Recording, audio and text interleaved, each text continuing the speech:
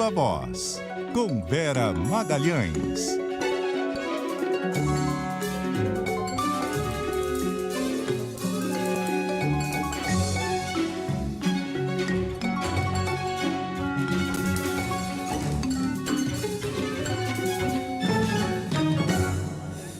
E aí, Vera?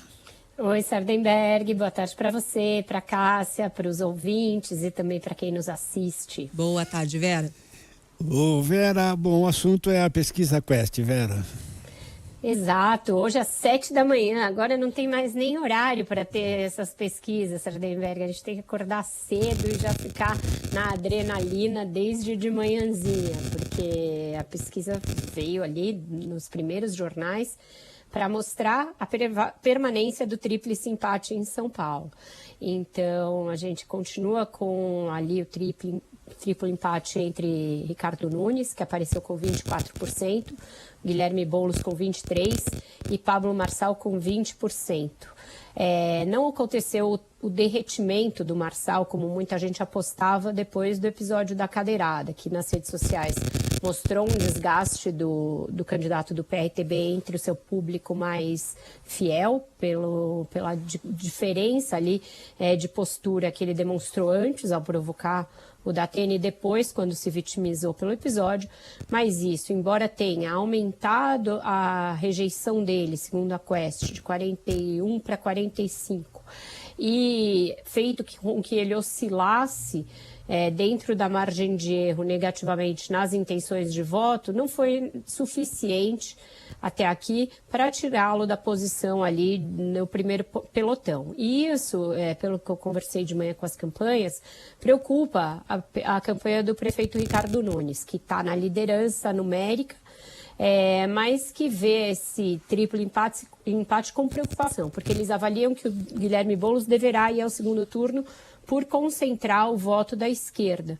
E que existe, portanto, uma disputa entre o Nunes e o Marçal para ver quem vai para o segundo turno na vaga destinada àquele candidato dos eleitores de centro-direita.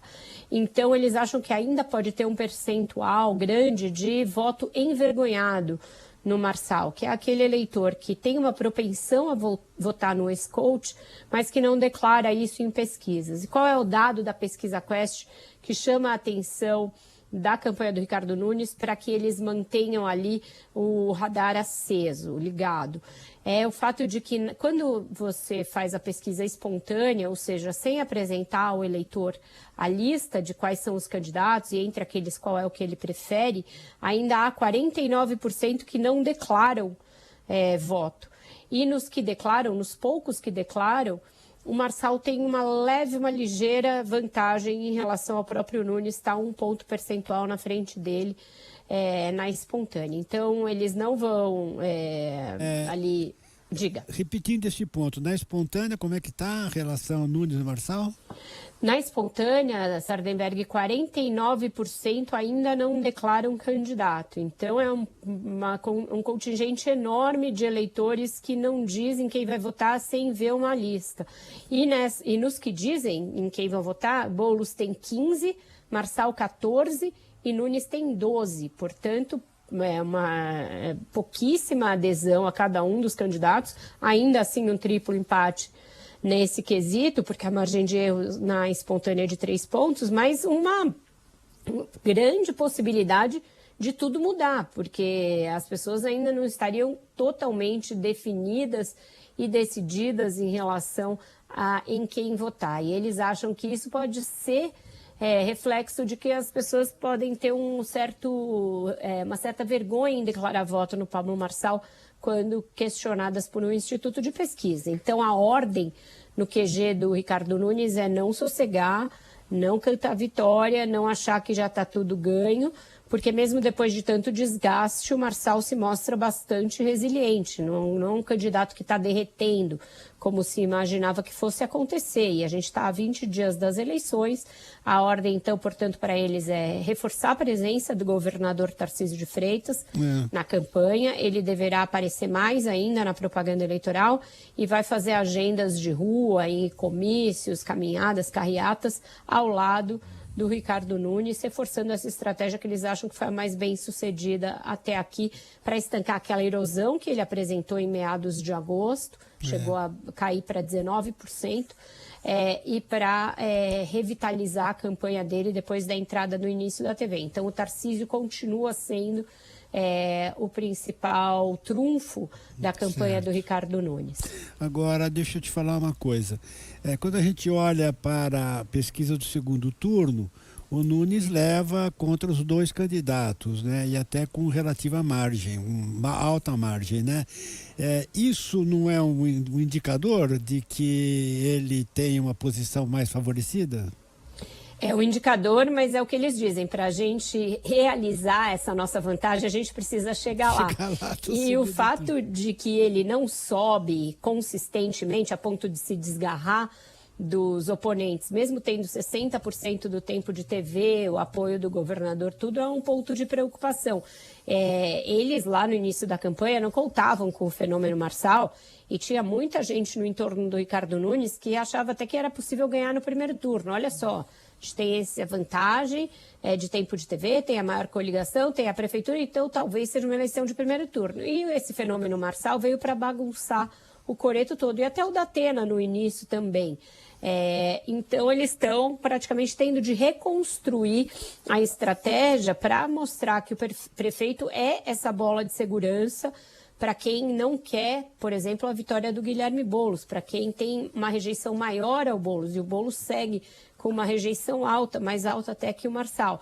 Então, esse discurso de reforço de ele é o mais capaz de vencer no segundo turno, ele vai se manter a principal chave discursiva da campanha do Nunes, e feita principalmente pelo Tarcísio. Mas eles acham que tem aí primeiro que cruzar um Rubicão, que é essa ida ao segundo turno, para a qual o grande obstáculo hoje é a resiliência do Pablo Marçal. Exatamente, é a disputa. Diga, Cássia. Não, eu ia só passar para o nosso outro tema com a Vera, porque a Vera também participou hoje novamente aqui de sabatinas com os candidatos à Prefeitura de São Paulo. Participou da que foi feita com o Nunes no começo da semana, na segunda-feira, Ricardo Nunes, e hoje foi o dia de José Luiz da Atena, né, Vera? Pois é, ele chegou até a CBN muito preocupado em que a sabatina fosse girar única e exclusivamente em torno da história da cadeirada, né? Que não pretendia mais falar tanto desse assunto. De fato, ela dominou a primeira rodada de perguntas. Ele tem aí uma ambivalência inegável em relação a esse assunto, porque ele se diz arrependido, diz que errou, diz que é um episódio lamentável, mas sempre dá um jeito de justificar, dizendo que aprendeu a defender a própria honra, defender a honra da família, etc. Então fica uma coisa bem ambivalente. Diga. E na propaganda eleitoral está usando isso. A gente também perguntou a respeito disso. Na propaganda eleitoral é claro que ele está usando a cadeirada, né? Ele diz que não é exatamente se justificando, mas que é uma forma até dele pedir desculpas ali, prestar contas ao eleitor. Aí ele fala, eu nunca mais vou fazer isso. Ele fala, não me arrependo e faria de novo. Ele chegou a falar essas duas frases que são opostas no curso de uma sabatina de 1 hora.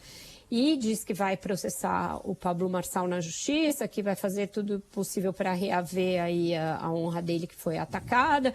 A gente perguntou a respeito da denúncia de assédio sexual e ele negou novamente que tenha praticado esse ato, repudiou violência contra as mulheres, disse que muita gente no Brasil pode ter combatido a violência contra mulheres como ele, mas não mais do que ele.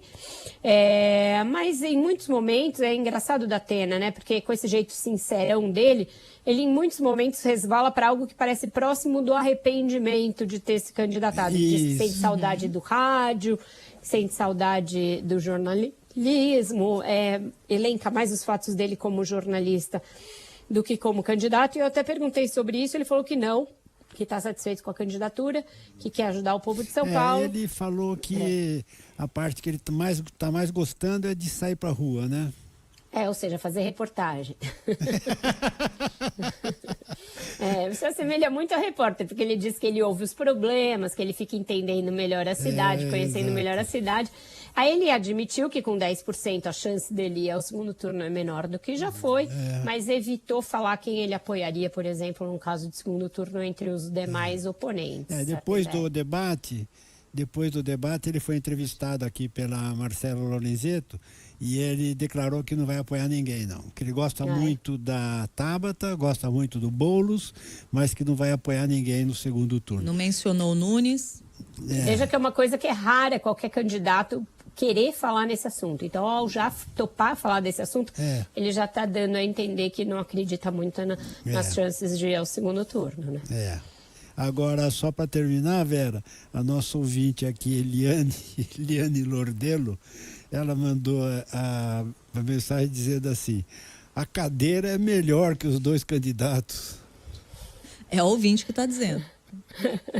Fique claro. Ele fez brincadeira com isso também. A gente tomou um café ali na sala antes da entrevista. Ele falou: essa cadeira aqui é pesada e tal. Ele sabe, ele falou: não tem jeito, esse vai ser o fato que vai ficar dessa eleição, por muitos anos ainda vai ficar, demonstrando um certo pesar, mas é isso, em muitos momentos também justifica. Então, deu uma até postura na imprensa ambígua. Internacional, né? Exatamente. Quer saber, ó? Vera, obrigado, Vera. E depois a gente precisa falar também das outras pessoas. Amanhã sai a Datafolha, né? A gente não tem um dia de paz no jornalismo brasileiro. Amanhã já sai tem a outra Datafolha, mas pesquisa. sai à tarde. Vai ficar só pro Viva Voz da tarde, né? Mas eu prometo falar com você na sexta-feira sobre isso, certo? Tá combinado, então. Combinado? Vera, obrigado, Vera. Tá pertinho da eleição, né? Hoje é dia 18, né? Temos o quê? Quase nada, né? Nossa, para mim parece um ano ainda. Que é debate, sabatina, debate, pesquisa sabatina, toda hora. Pesquisa. Pois, uma sucessão. Não acaba jamais. Verinha, obrigado, Verinha. Até. Tchau, gente. Até mais. Bom jornal para você.